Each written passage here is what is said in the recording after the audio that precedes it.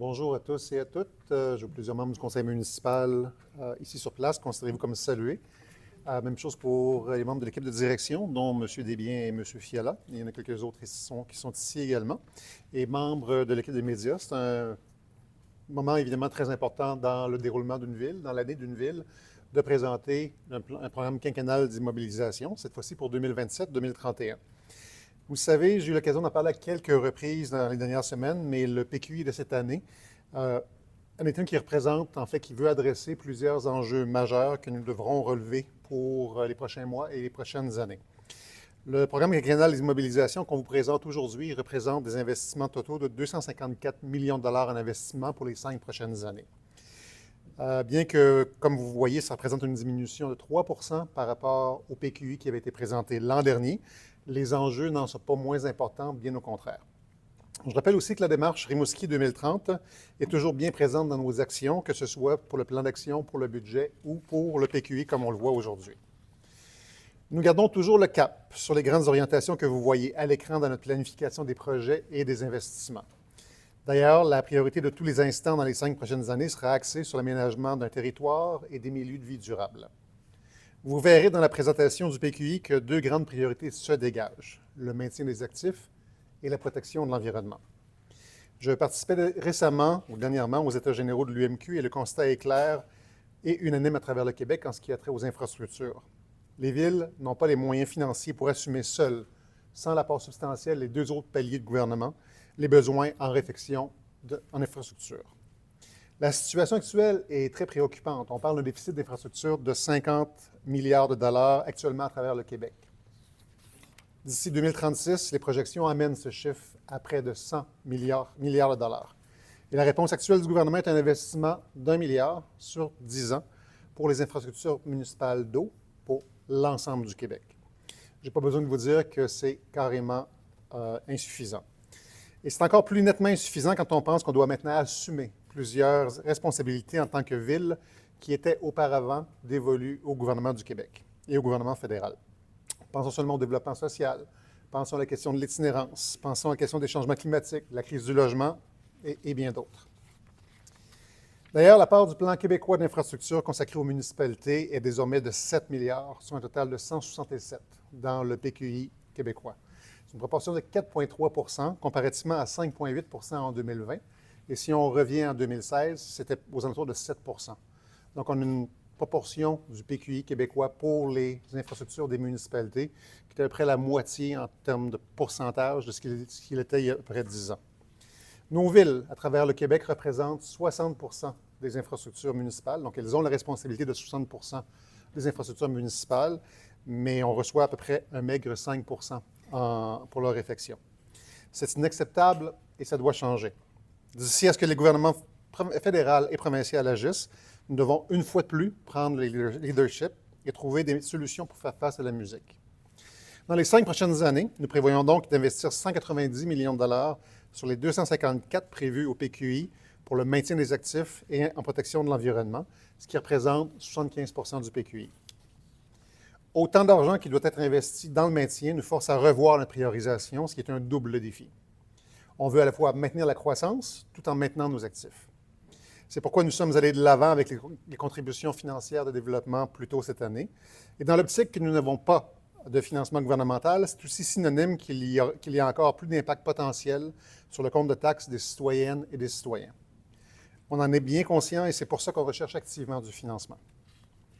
On a aussi fait un exercice de priorisation et de réévaluation. Et quand je dis « on », c'est l'administration de la ville, le conseil municipal dans son ensemble. Et ce qui fait en sorte qu'on doit reporter certains projets importants pour nous, projets dont je vais vous parler en fin de présentation.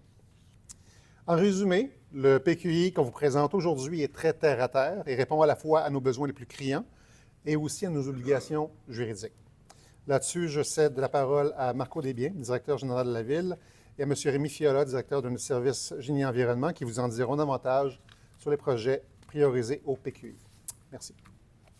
Merci, M. le maire. Bonjour tout le monde. Là, vous me voyez, j'ai pogné un bac qui descend. Un peu comme ça, pareil, petit à petit, derrière la table, mais je vais quand même essayer de s'arrêter. Pour continuer dans le même ordre d'idée que le maire vient de nous présenter, je vais vous parler d'un dossier qui va retenir particulièrement l'attention cette année, là, le lieu d'enfouissement sanitaire. Donc, c'est le plus gros investissement qui fait partie du plan quinquennal d'immobilisation de la ville pour les prochaines années. C'est 33 millions de dollars additionnels qui sont prévus dans l'horizon de 5 ans, qu'on présente aujourd'hui en investissement dans ce lieu-là. Sans refaire toute l'histoire, c'est un dossier qui remonte quand même à quelques années, puis un site qui a été en opération, ouvert en 1981, qui est opéré en 2 phases pour finalement être fermé en 2005. Donc, c'est un passif qu'on a au niveau environnemental que la Ville gère aujourd'hui.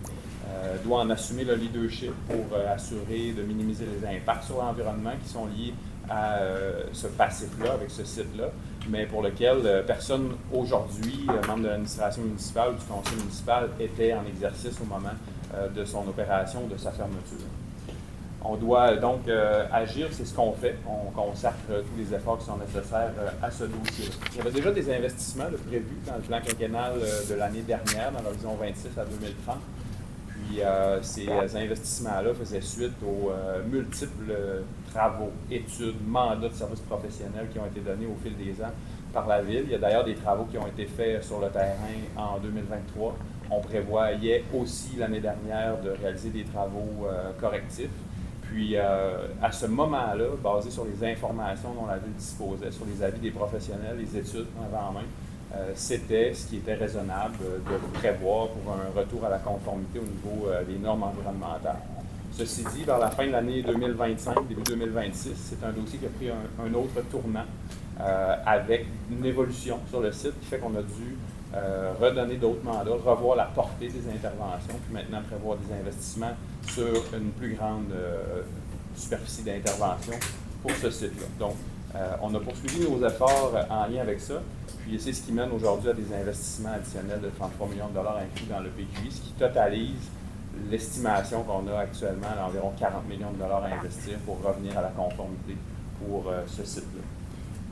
Je pense que c'est important de le mentionner, là, on l'a dit dans le passé, puis je pense qu'il va falloir continuer de le répéter. C'est un site qui a toujours été ouvert, opéré à sa fermeture en respect des normes environnementales qui ont été en vigueur tout au long de sa durée de vie. Ceci dit, bien évidemment, les pratiques évoluent, puis si bien que, bon, on est régi par 2 paliers de gouvernement là, au niveau environnemental, que ce soit au niveau provincial ou fédéral. Donc, le provincial qui suit ce site-là, et Environnement et Changement climatique Canada, qui, via la loi sur les pêches, vient régir les opérations qui entourent l'ancien lieu d'enfouissement sanitaire.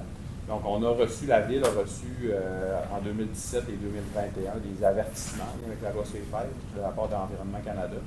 Et en janvier, alors qu'on préparait la mise à jour du plan d'action en lien avec les changements que j'ai évoqués précédemment qui sont survenus en 2025, on a reçu aussi d'Environnement Canada un avis d'intention d'émettre une directive en lien avec la loi sur les pêches, directive que la Ville a reçue au début juin 2026. Donc, une directive de Environnement Canada, Environnement Changement climatique Canada, vient en quelque sorte avoir force de loi. C'est une démarche qui est administrative, mais qui a force de loi, et qui vient prescrire la réalisation du plan d'action que la Ville de Rimouski avait préparé. Plan d'action qui prévoit des mesures en 2 temps, mesures immédiates d'une part, donc il y a déjà des initiatives et des mesures qui sont en cours de déploiement sur le terrain pour faire cesser les écoulements effectifs dès cette année, et des mesures à caractère plus permanent qui seront déployées entre maintenant et 2029, et évidemment avec tout ça, là, le suivi du site pour en faire le suivi de l'évolution. Donc, c'est ce qui explique, c'est ce qui nous amène dans l'exercice de repriorisation que le maire a mentionné tantôt au niveau des projets pour intégrer ces investissements-là dans le plan quinquennal qui est présenté aujourd'hui, donc qui couvre jusqu'à 2030. Pour les prochains projets, je vais céder la parole à mon collègue, M. Fiola. Merci Marco. Autre investissement important que la Ville doit réaliser, c'est la réfection en infrastructure d'aqueduc et débit. On parle pour les 5 prochaines années d'investissement de 26 millions de dollars. Il faut comprendre que la Ville, on a 324 km de conduite d'aqueduc. Il faut comprendre aussi qu'on a des investissements importants à faire en mise à niveau de ces infrastructures-là. On parle, exemple, de la conduite qui traverse la rivière Rimouski vis-à-vis la rue Paranord. La ville de Rimouski est construite aussi, vous le savez, un peu en palier. Donc, on a des mises à niveau de chambres de réduction de pression à faire. On a des chambres de vannes aussi sur les conduites principales. Les autres gros investissements, il faut comprendre que les travaux d'assainissement des eaux ont été réalisés à la fin des années 80. Fait qu'il faut comprendre qu'on a beaucoup, malgré les investissements que la ville a fait dans le passé, là, on est rendu à faire une étape additionnelle de mise à niveau, qu'on parle en mise à niveau mécanique, électrique, contrôle, qu'on va devoir réaliser sur les grandes infrastructures de l'assainissement des eaux. Pour ce qui est du réseau d'égouts, on a 284 km de conduite d'égouts. Il nous reste 6 km de conduite de grès encore qu'on va devoir remplacer dans les prochaines années. Et il nous reste 51 km de conduite unitaire. Quand on dit conduite unitaire, c'est qu'à une certaine époque, il y avait une seule conduite d'égout qui était installée. Les eaux de pluie et les eaux sanitaires étaient dans la même conduite. Ça l'amène bien sûr des débordements vers le fleuve. Fait qu'on a une volonté ferme dans les prochaines années de réduire les débordements. Donc, on va devoir s'attaquer à ces conduites unitaires-là. Après ça, un petit peu plus dans le détail, mesure maintenant de réduction des aléas côtiers. C'est un projet qu'on travaille avec le ministère de la Sécurité intérieure. Ils ont changé le nom dernièrement. C'est plus Sécurité publique, mais Sécurité intérieure. Ils vont déposer bientôt à la Ville des études qui statuent sur les risques des aléas côtiers le long de la côte de la Ville. Nous, on a un premier investissement prévu de 19,6 millions qui vise qu'on va pouvoir travailler sur un des secteurs qui va être identifié. Une fois que ces études-là vont être déposées au conseil municipal, bien sûr, la Ville va statuer sur un premier secteur d'intervention c'est ça qu'on va devoir réaliser. Il va y avoir, bien sûr, dans les prochaines étapes, on s'attend qu'il va y avoir des consultations publiques, bien sûr.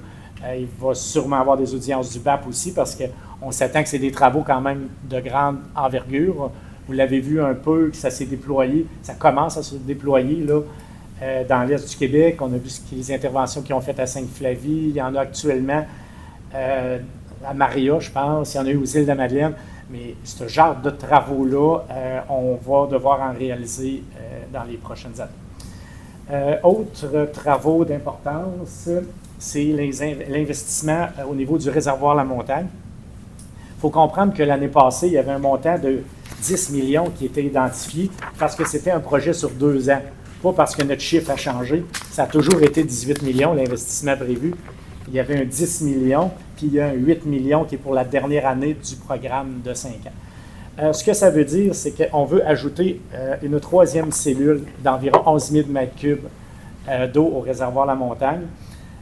Pourquoi on veut faire ça? C'est que les réserves d'eau potable, c'est bien important d'avoir une partie qui est la réserve incendie. On a une réserve d'opération aussi qui nous permet de réaliser des réparations de débris dans un délai normal. Et bien sûr, on a une réserve qu'on appelle la pointe journalière. La pointe de la journée max, c'est les réserves qui sont supposées de prendre ça. Fait que c'est un projet qu'on a parlé dans le cadre aussi des contributions au niveau des promoteurs. Les promoteurs vont financer 14 % de ce projet-là. Le reste du 86 % va être financé par la Ville. On continue. On a maintenant des investissements de mise à niveau des étangs de Rimouski-Est. Le but, c'est d'être capable de pouvoir ajouter des unités de logement dans les prochaines années, puis de s'assurer de toujours respecter les normes environnementales. Les normes ont changé aussi depuis,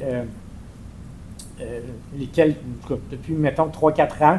C'est que maintenant, c'est des attestations d'assainissement des eaux qui fixent les normes et les villes ont maintenant l'obligation de rencontrer ces normes-là ou s'exposent à des sanctions pécuniaires si ce n'est pas le cas. Puis bien sûr qu'on ne veut surtout pas se rendre là. Fait que c'est pour ça qu'on a prévu, on a 2 types de travaux. on va ajouter une unité qu'on appelle de pré-traitement et de désablement qui va être ajoutée dans un nouveau bâtiment et on va procéder au remplacement du système d'aération. On va aller vers une nouvelle technologie qui s'appelle de fine bulle. La différence, c'est que les anciens systèmes, c'était des ataras qui étaient fixés dans le fond des étangs. Ils distribuaient l'eau à partir du fond, tandis que la technologie fine bulle, elle distribue l'aération sur toute la surface de l'épaisseur d'eau. Puis nous, on a des étangs qui ont 5 mètres de profond. Fait que c'est sûr que cette technologie-là va être beaucoup plus efficace pour nos étangs. Puis ça va nous permettre aussi d'ajouter environ 4000 logements dans les prochaines années. Bien sûr, ces travaux-là aussi ont fait l'objet de contributions dans le cadre du règlement sur les contributions avec les promoteurs. Autres grands investissements de la Ville, on va investir près de 24 millions à la mise à niveau de nos bâtiments. On doit comprendre que la Ville, on a 143 bâtisses. On a quand même plusieurs bâtiments qui ont été construits dans les années 70, 60, 70, dont le fameux Colisée, où on avait fait des interventions à l'intérieur du Colisée. On avait priorisé la sécurité des utilisateurs, on avait priorisé l'expérience client, mais là, on est vraiment rendu à l'étape de réfection de l'enveloppe extérieure, réfection de la toiture. Juste le projet du Colisée, c'est un projet de 12,5 millions qui utilise une partie de notre enveloppe. Le reste des montants va être utilisé à faire la mise à niveau des enveloppes extérieures des bâtiments, des toitures, les systèmes de ventilation, les systèmes encore là de mécanique et d'électricité de nos grands bâtiments. Ça fait le tour de ma partie à moi. Marco, je te recéderai la parole. Parfait, merci beaucoup, Rémi. Donc, on continue. Je vais y aller en rafale là, avec ce qui est compléter les investissements qui sont prévus au PQI. Donc, premièrement, nous sommes de près de 31 millions pour la réfection des routes et du réseau routier. Évidemment, on a différents programmes là, de réfection du réseau routier local financé par la Ville, puis d'aide à la voirie locale. Donc, les dossiers qu'on soumet au gouvernement pour avoir accès à des subventions pour la rénovation du réseau routier. Ajout de mesures d'abaissement de vitesse aussi. On a des enveloppes annuelles pour mettre en place là, sur le territoire de la Ville différentes mesures. Et cette enveloppe-là sert aussi à faire le remplacement de l'éclairage, donc dans les parcs ou à des endroits où l'éclairage doit être mis à niveau d'elle ou de remplacer des luminaires qui sont en fin de vie. On a ensuite un 23 millions qui est prévu de 2027 à 2028 pour la construction du stade multisport. Un projet qui est attendu depuis de nombreuses années, des travaux qui sont déjà débutés, qui avancent bien. Là, ceux qui ont vu sur le site, l'excavation est déjà en cours, va se dérouler jusqu'à la mi-août. On parle déjà d'avoir une enveloppe extérieure finalisée pour la fin de l'année 2026, avec ensuite de ça des travaux en 2027 pour l'aménagement intérieur et extérieur, prise de possession par la Ville à l'automne 2027 du bâtiment pour une inauguration, ouverture très tôt, là, au tout début de 2028. Donc, c'est un projet qui va de l'avant, puis on va rapidement avoir du concret se réaliser là. Ensuite de ça, près de 19 millions d'investissements dans les 5 prochaines années au niveau de l'achat de véhicules, que ce soit pour du remplacement, l'entretien de notre flotte. Là, c'est une enveloppe de tout près de 4 millions de dollars annuellement pour nous assurer qu'on remplace les véhicules qui sont en fin de vie. Et il y a aussi, à l'intérieur de l'horizon de 5 ans, le remplacement d'un camion incendie, un camion échelle, donc des camions qui ont une durée de 25 ans. Puis à la fin, on doit prévoir leur remplacement pour nous assurer d'être conforme aux normes en vigueur. Évidemment, ça nous permet de maintenir des équipements, là, autant de grands gabarits que les petits outillages à jour pour pouvoir réaliser des travaux publics. On a le projet de remembrement et de décontamination de Rimouski-Est avec toujours un 13 millions de prévu. On est à finaliser l'acquisition d'un terrain qui est clé pour la suite avec Impérial, donc c'est bien avancé, mais ce terrain-là est clé pour que par la suite, on puisse déposer nos demandes de réhabilitation auprès du ministère de l'Environnement. On vise de faire ça d'ici la fin de l'année. Et puis, on a, dans les prochaines semaines, on est prêt déjà aussi à procéder à l'octroi d'un contrat pour la décontamination d'un premier secteur, donc à surveiller. Là, ça va se faire soit avant la fin des travaux cet été ou au début de l'automne. On est prêt pour avancer avec ça. Et il y a aussi l'aménagement d'une petite place publique dans le secteur de Rimouski-Est qui est lié au projet de remembrement urbain de Rimouski-Est. cette année des activités pour l'animation, pour l'aménagement d'une place éphémère qui devrait inspirer l'aménagement d'une place permanente en 2027. On a aussi finalement un 6,3 millions d'investissements prévus en extension de services sur les 5 prochaines années, donc des secteurs qui sont à déterminer en fonction des projets de développement résidentiel, commercial ou industriel, donc des enveloppes annuelles qui reviennent pour pouvoir faire l'extension des réseaux d'accueil du l'égout et soutenir la réalisation de ces projets-là. Et puis un 2,7 millions finalement en verdissement urbain, puis dans l'aménagement des parcs et espaces verts. Donc, on a finalement réussi à faire l'embauche d'une personne spécialisée pour préparer le plan d'action en lien avec la politique de l'arbre qui est adoptée par la Ville. Donc, on commence à déployer dès cet été les premières mesures associées à ce plan-là et on va poursuivre les investissements dans les prochaines années là-dessus. On vous a remis dans le document une liste un peu plus détaillée de la ventilation annuelle des projets majeurs. Donc, vous pourrez aussi le consulter là, sans qu'on le passe dans le détail. Vous allez retrouver la ventilation annuelle. Donc, pour conclure, je vais céder la parole à M. Dumont. Merci beaucoup, Marco. Alors, je vais revenir sur le point que j'avais adressé dans l'introduction, qui est celle du besoin d'avoir une contribution, d'avoir un accompagnement de la part des 2 paliers de gouvernement.